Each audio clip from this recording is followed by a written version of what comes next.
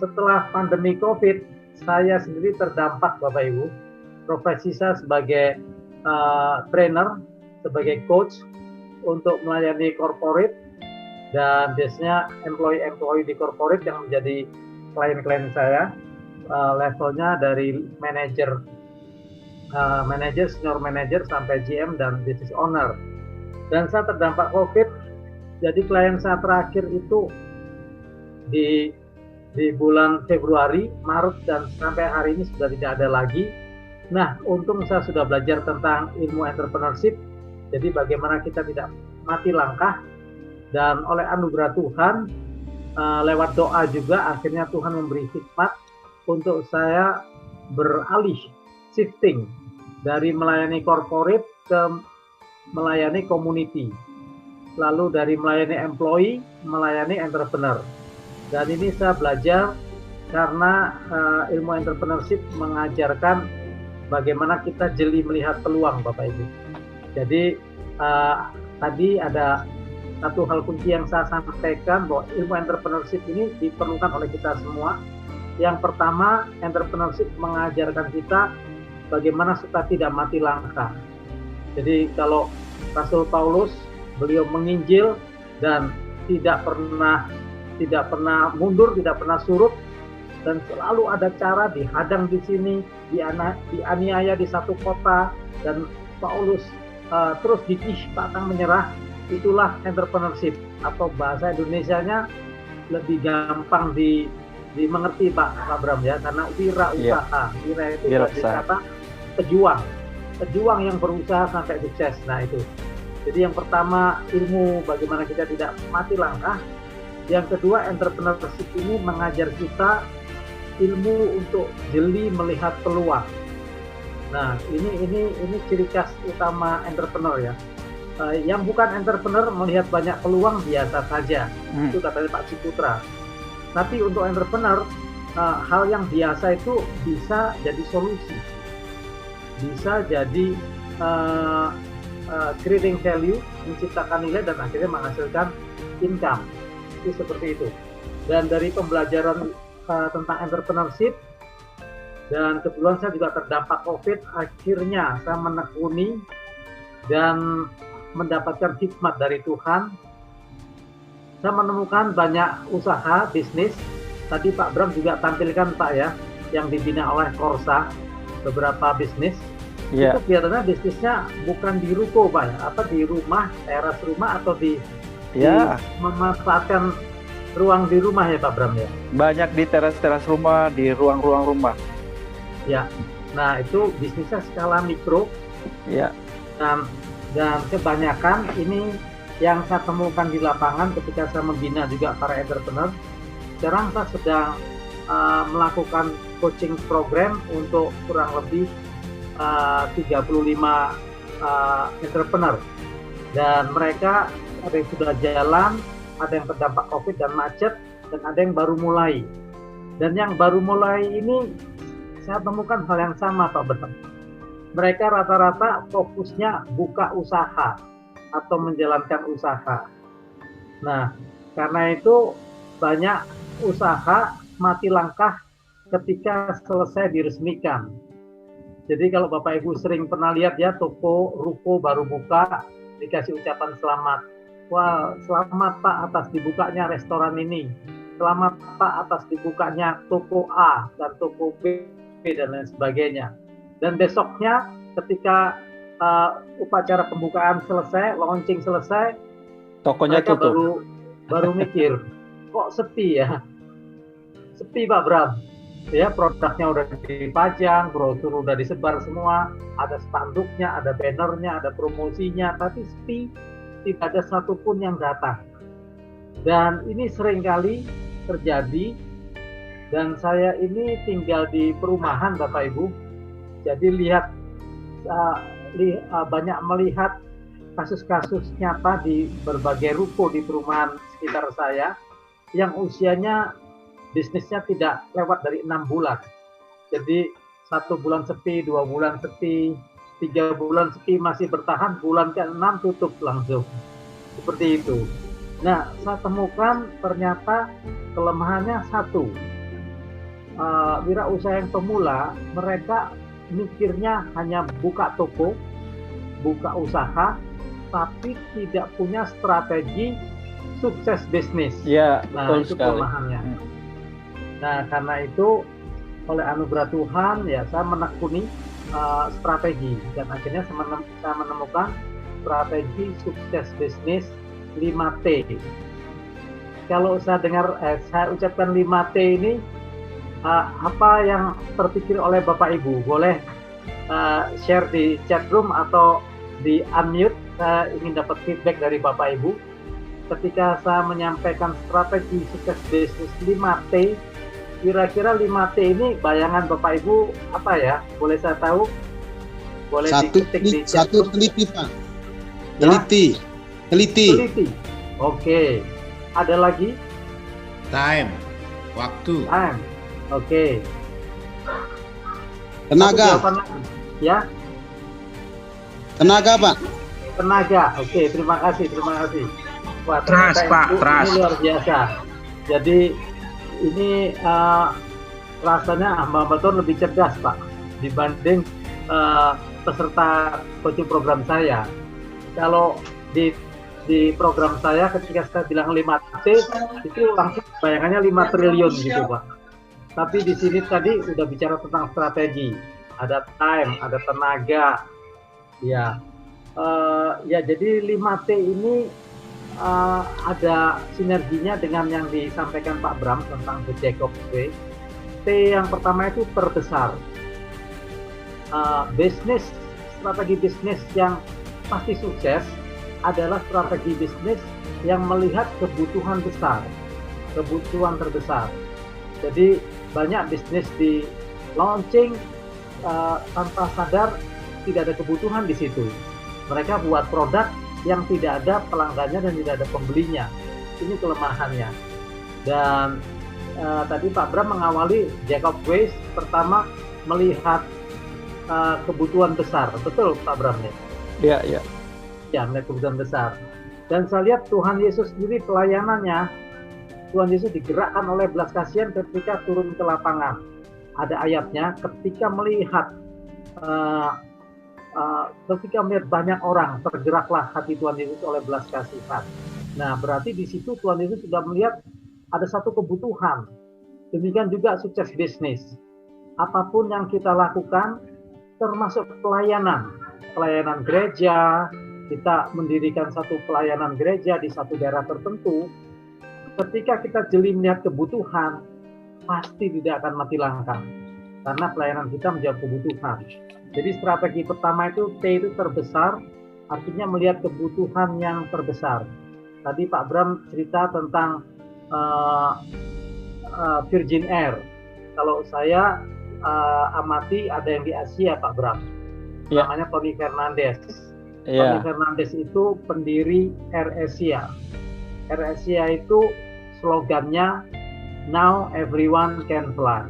Nah, Tony Fernandes melihat jutaan penumpang di Asia Tenggara dan Asia ya, yang jalur penerbangan pendek 3 jam, itu trafficnya tinggi sekali. Dan Pak Tony Fernandes tahu bahwa orang Asia itu senang nawar. Jadi kalau bisa lebih murah, mereka akan cari yang harga termurah. Karena itu Tony Fernandes mendirikan perusahaan airlines dengan tarif murah, bahkan paling murah ya. Kalau lewat online nyaris bisa 0% bisa terbang. Nah, karena itu motonya Now Everyone Can Fly. Sekarang semua orang bisa terbang. Demikian juga Gojek, Pak Nadiem Makarim, Mas Menteri melihat kebutuhan peluang besar, solusi untuk Jakarta macet dan besarnya pemilik motor. Nah, jumlah itu, peluang-peluang besar itulah diformulasikan menjadi strategi terbesar jadi peluang bisnis. Itu yang T pertama Bapak Ibu. Nanti ini ada program pelatihannya yang konkret dalam program 100 hari yang saya sudah sampaikan ke Pak Bram. Lalu T yang kedua itu terbaik. Jadi era sekarang kita tidak sedang berbisnis atau apapun ya, pelayanan termasuk pelayanan ya. Kita tidak sedang melayani dunia yang kosong. Ada pelayanan-pelayanan yang lain, ada bisnis-bisnis yang lain. Kalau kita tengok kanan kiri, kenapa pelayanan kita semakin tidak ada jiwa-jiwa yang kita layani? Jangan-jangan kita tidak doing the best. Jangan-jangan kita tidak memberikan solusi yang terbaik yang dibutuhkan oleh jiwa-jiwa yang kita layani. Demikian juga dalam bisnis, sangat fair sekali. Jadi ketika kita pertama launching produk, lalu tampilannya biasa-biasa saja atau tidak menarik dan tidak terbaik, pasti akan sulit sukses. Jadi hari-hari ini termasuk gereja sebagai organisasi pelayanan, gereja sebagai institusi, itu memang sedang bersaing juga itu untuk bagaimana kita bisa terbaik lewat kasih karunia yang Tuhan berikan kepada kita. Lalu T yang ketiga adalah percepat. Kecepatan ini menjadi satu kemutlakan sekarang. Karena itu ada kutipan orang-orang sukses termasuk Pak Jokowi juga pernah sharing ini ketika beliau berpidato di depan utusan IMF Internasional. Beliau mengatakan saat ini persaingannya bukan negara kuat mengalahkan negara yang lemah, tapi negara yang cepat mengalahkan negara yang lambat, seperti itu. Jadi di Alkitab juga ditulis bahwa tangan yang lambat menyebabkan kemiskinan. Lalu ya tadi yang terbaik, Alkitab juga menuliskan di Efesus 2 ayat 10 ya, karena kita ini buatan Allah diciptakan dalam Kristus Yesus untuk melakukan pekerjaan yang baik. Nah, karena itu prinsip-prinsip ini semua biblical base semua. Sumbernya ada di Alkitab. Jadi terbesar, kita lihat kebutuhan besar untuk memberi solusi.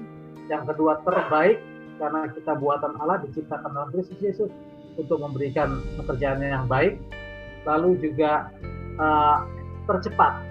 Nah, tercepat ini Alkitab mengatakan bahwa tangan yang lamban menyebabkan kemiskinan. Seringkali kita punya problem, baik pelayanan kita maupun bisnis yang mungkin akan kita jalankan. Problemnya bukan kita kurang pintar atau kurang strategi, tapi kita terlalu lambat. Seperti itu. Dan yang keempat, setelah terbesar, terbaik, tercepat, yang keempat ini termudah. Zaman sekarang adalah zaman yang memberi kemudahan. Karena itu ada fasilitas di perbankan namanya Easy Pay. Lalu kita beli barang ada pelayanan Easy Pay. Lalu ada One Stop Solution. Lalu ada apa lagi ya yang mudah-mudah itu. Teknologi. Kita kalau beli gadget teknologinya katanya user friendly. Jadi bersahabat untuk pengguna. Artinya apa? Memberi kemudahan-kemudahan. Jadi era sekarang ketika kita dalam pelayanan maupun dalam entrepreneurship, ketika kita tidak memberikan kemudahan, memang kita sulit sukses. Tapi ketika kita punya strategi yang baik untuk memberi kemudahan, pasti kita dijamin sukses. Dan yang terakhir, teraman. Teraman ini bisnis yang fix dan teraman, ya, safe.